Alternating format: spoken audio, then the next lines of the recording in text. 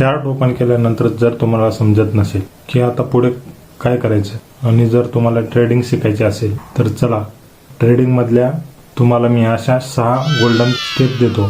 त्या जर तुम्ही नीट समजून घेतल्या तर ट्रेडिंग तुमच्यासाठी एकदम सोपी होऊन जाईल. पण त्याआधी या व्हिडिओला लाईक करून सेव्ह करून घ्या.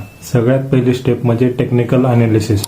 टेक्निकल अनालिसिस म्हणजे हे ट्रेडिंगचा बेस आहे. यामध्ये तुम्हाला chart pattern, candlestick, indicator, trend line हे सगळं शिकून घ्यावं लागेल. दुसऱ्या स्टेपमध्ये जर तुमचा अकाउंट ब्रोकरकडे असेल तर त्या 10 ते 15 हजारांनी स्टार्ट करा, जेणेकरून तुम्ही जे काही लॉस करणार आहात ते स्मॉल असतील आणि त्यामधून तुम्ही शिकू शकता. जर तुमचा अकाउंट ब्रोकरकडे नसेल तर बायोमध्ये लिंक मिळून जाईल, तिथून तुम्ही अकाउंट ओपन करू शकता. तिसरं म्हणजे प्रॉपर रिस्क मॅनेजमेंट. तुम्हाला ट्रेडिंग हे रिस्क मॅनेजमेंटनेच करायचे आहे.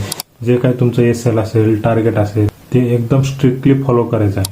चौथ्या स्टेपमध्ये एक अशा हाय ॲक्युरेट स्ट्रॅटेजीवरती काम करायचं आहे जी तुम्हाला प्रॉफिटेबल बनवू शकते. हाय ॲक्युरेसी स्ट्रॅटेजी म्हणजे असं नाही की 90 ते 95% ॲक्युरेसी वाली स्ट्रॅटेजी. 50 ते 60% ॲक्युरेसी जरी झाली तरी बस झाली. आणि 5वा म्हणजे मार्केट बंद झाल्यानंतर त्याची प्रॅक्टिस करा. जी काही तुमची स्ट्रॅटेजी आहे तिला बॅक टेस्टिंग करा. आता हे फॉरेक्स मार्केट 24 तास चालू असतं, तर हे बंद कधी असतं तर हे विकेंडला बंद असतं.